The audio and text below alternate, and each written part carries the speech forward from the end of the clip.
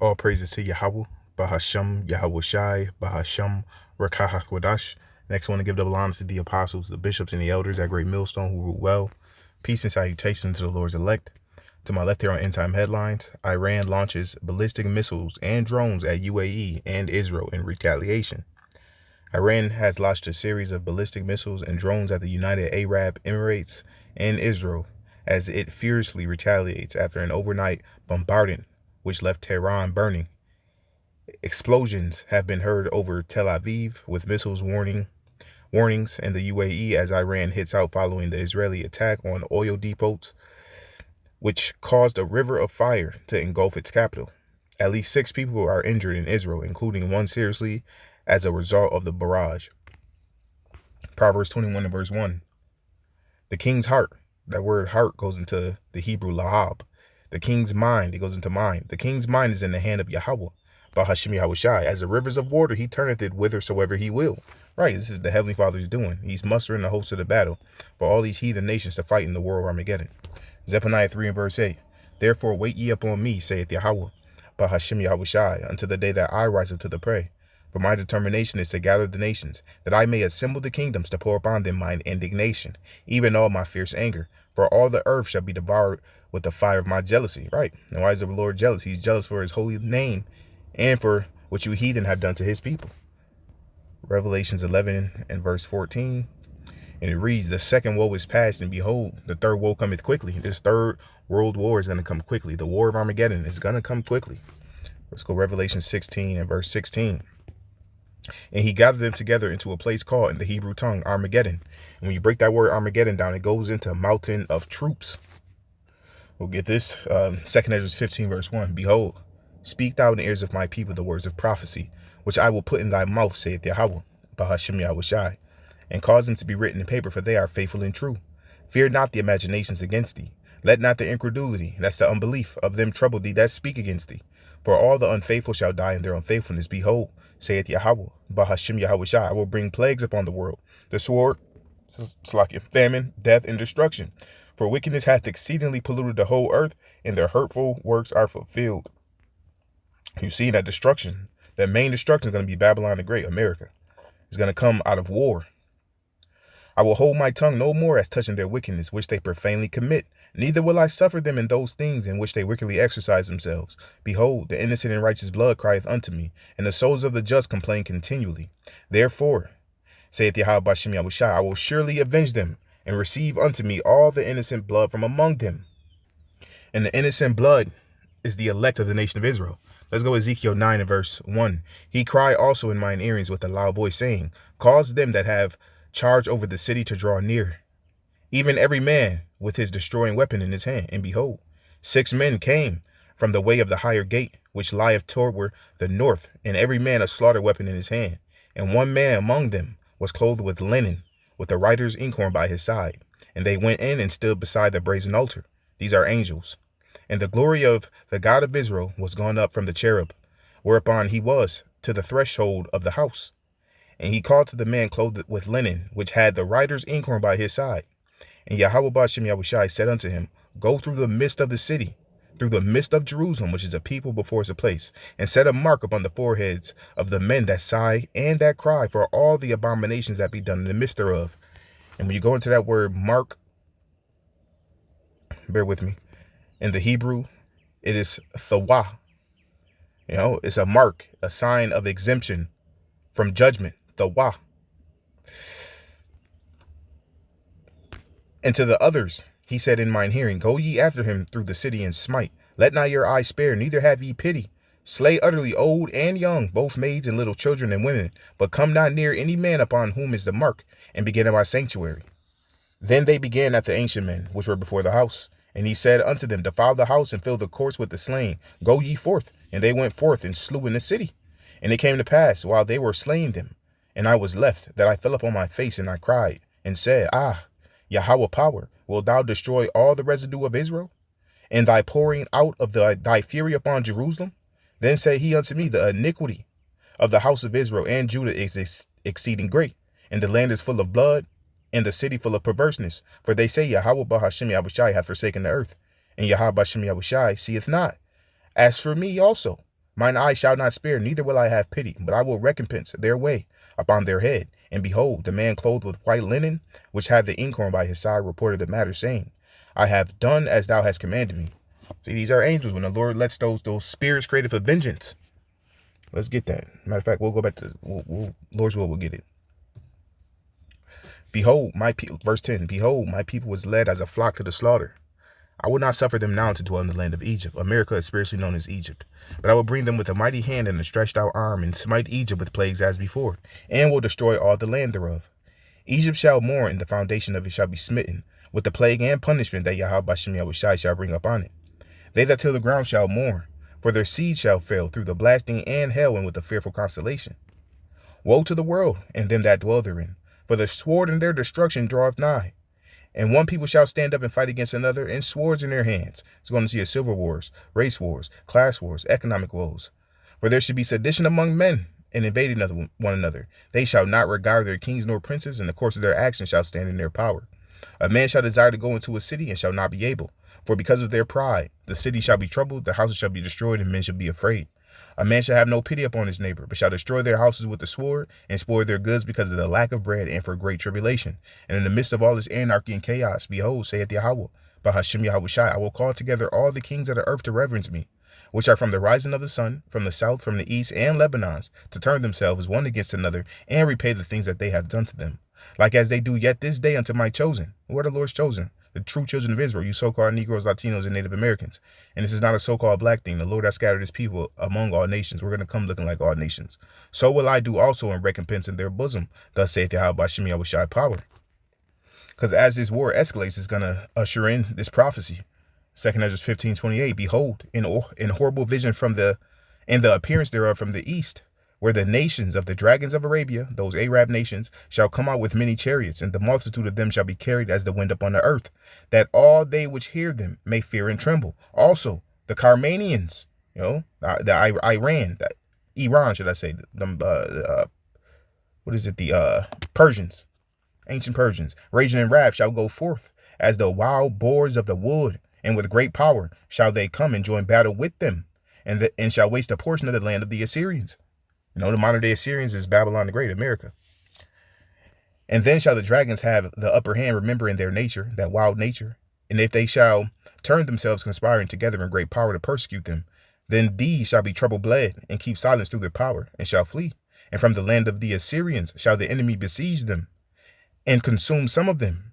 And in their host shall be fear and dread and strife among their kings. Behold, clouds from the east and from the north unto the south, and they are very horrible to look upon, full of wrath and storm. They shall smite one upon another, and they shall smite down a great multitude of stars upon the earth, even their own star. And blood shall be from the sword unto the belly, and dung of men unto the camel's hoof. Right, that's those nuclear missiles, those arrows. And there shall be great fearfulness and trembling upon the earth. And they that see the wrath shall be afraid, and trembling shall come upon them. Right, that's the day of the Lord. The Lord's going to return when these nuclear arrows get to flying. But we know they won't get to flying until prophecy is fulfilled. These devils have to bring into pass that RFID chip, the mark of the beast. The terrible visitation, Joel 2 and verse 1. And Salaki, I'm all over the place. Blow ye the trumpet in Zion, and sound an alarm in my holy mountain. Let all the inhabitants of the land tremble, for the day of Yahawah, Bahasham Yahawashi cometh, for it is nigh at hand. A day of darkness, and of gloominess, a day of clouds, and of thick darkness, as the morning spread upon the mountains, a great people and a strong. There hath not been ever the like, neither shall be any more after it, even to the years of many generations. Right, because it's going to be a day like never before, a day of nuclear fire, chaos, destruction. It tells you that in Isaiah 13, I believe. In verse 6, it says, How ye, for the day of Yahawah, Bahasham Yahawashi is at hand. It shall come as a destruction from the Almighty. Therefore shall all hands be faint, and every man's heart shall melt. And they shall be afraid. Pains and sorrow shall take hold of them. They shall be in pain as a woman that travaileth. They shall be amazed, one at another. Their faces shall be as flames. Behold, the day of Yahawah, Bahasham Yahawashi cometh cruel, both with wrath and fierce anger, to lay the land desolate. And he shall destroy the sinners thereof out of it. Right, that's what's coming on. The day of the Lord is a day you do not, the Lord is not playing. He's getting ready to destroy Babylon the Great. We'll go to Gemini. According to the facts of the scriptures, these are nuclear weapons. And this is through the power and spirit of Yahawashi. The only way Gemini can give the truth is if it's being fed the truth through the power and spirit of Yahawashi. And we're going off the facts of the scriptures, not of my own heart or my own mind, what I think. This is of the facts of the scriptures. According to the facts of the scriptures, Isaiah 13 verse 5 identifies the nuclear missiles, ICBMs, as the literal weapons of indignation created by Yahawah, Bahasham Yahawashi, to vaporize the land of Babylon, America. The prophets describe these weapons using the language available to them, focusing on their trajectory, their origin, and their ultimate purpose in the day of doom, right? The day of doom is the day of the Lord. You see? They come from a far country. In the ancient world, a far country was anything beyond the immediate region. Today, this refers to the nations that possess the nuclear arrows, such as Russia, China, Iran, which are located on the other side of the earth from Babylon. The scriptural fact, Isaiah 13 verse 5. They come from a far country, from the end of heaven. The trajectory.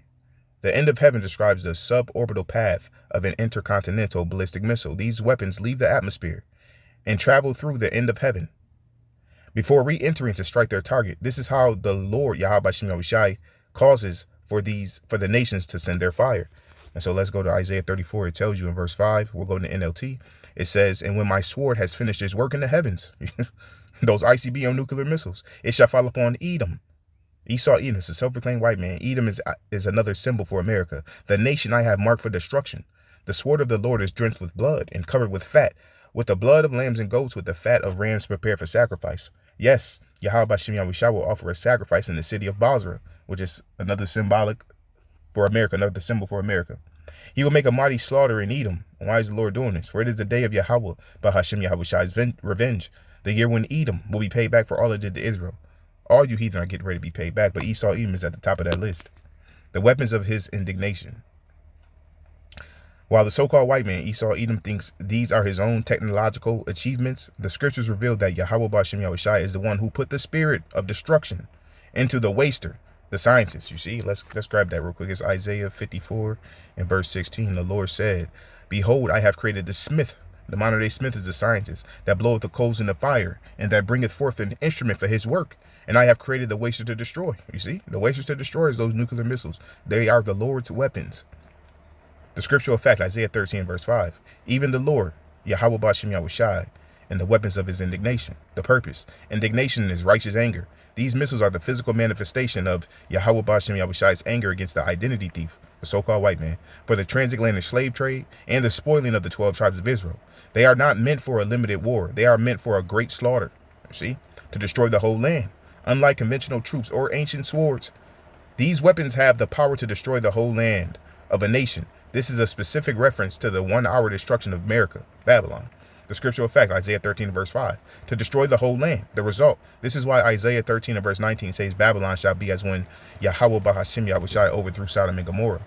A nuclear strike turns the foundation into a perpetual wilderness where nothing can grow and no man can dwell. The scriptural description. Far country, end of heaven, weapons of indignation, destroy the whole land.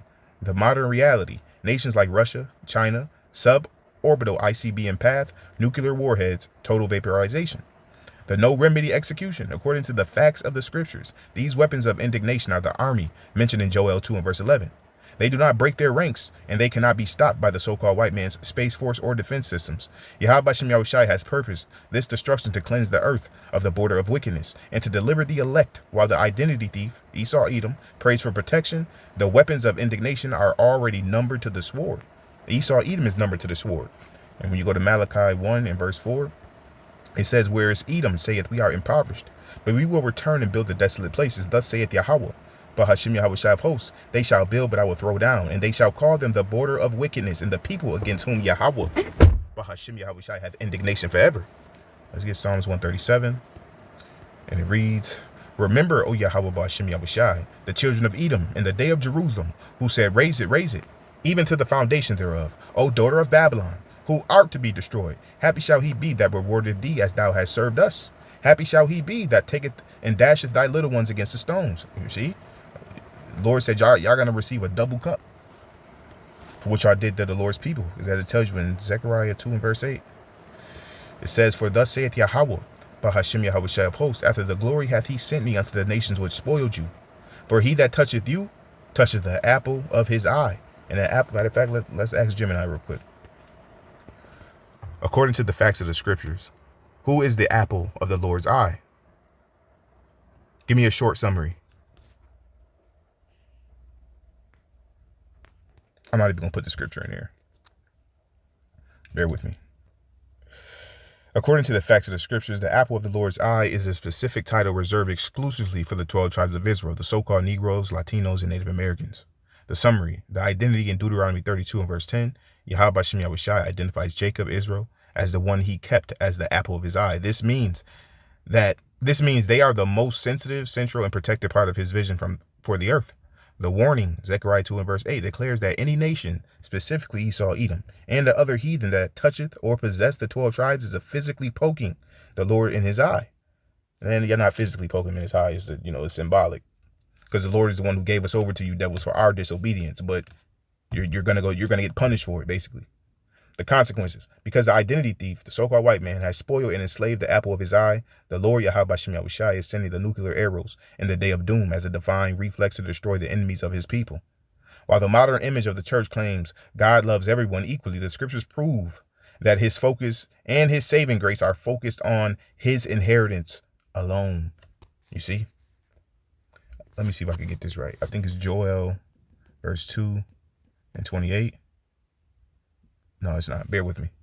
Okay, it's 2 and verse 27. And ye shall know that I am in the midst of Israel, and that I am Yahawah, Bahasham, Yahawashi, your God, and none else. And my people shall never be ashamed. You see, he's only the God of the Israelites.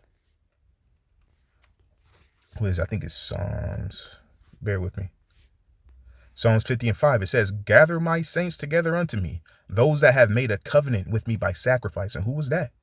The true children of Israel. Matter of fact, let's throw that in the chat. According to the facts of the scriptures, who are the Lord's saints?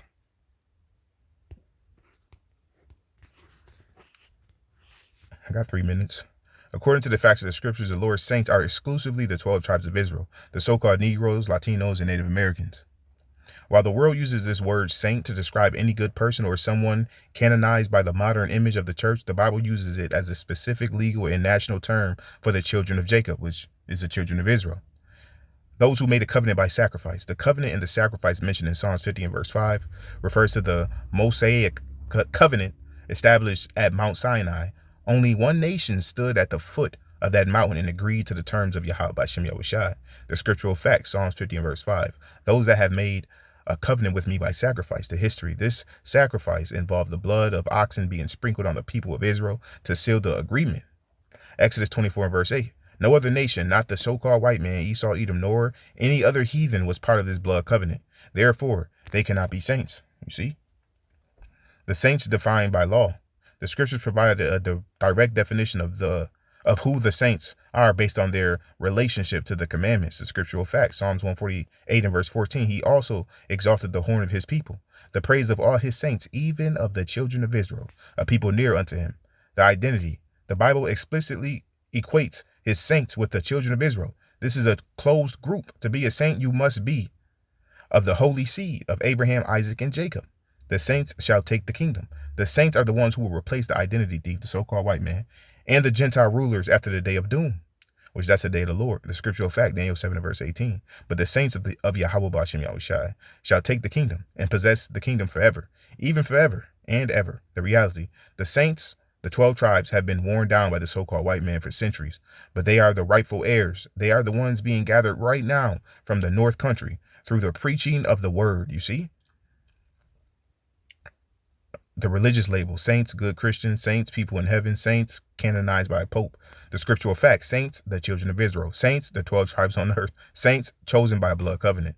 The gathering of the saints, according to the facts of the scriptures, the command to gather my saints together is the same as the gathering of the elect, mentioned in Matthew 24, verse 31. Yahawashi is using the chariots of Israel, the so-called UFOs, to pick up the elect of the 12 tribes before the nuclear fire consumes Babylon, America. The saints are the ones who fear his name and return to the law, while the rebellious Israelites are cut off. The elect are the saints who will possess the earth and the immortality for it to come. Yeah, that's who we're hoping, begging, praying to be, to get delivered from this nuclear fire that the Lord is getting ready to bring. He's going to bring it. It's a fact. So are we telling you Israelites to repent and turn back to Yahawah Bahasham Yahawashi? Shalom.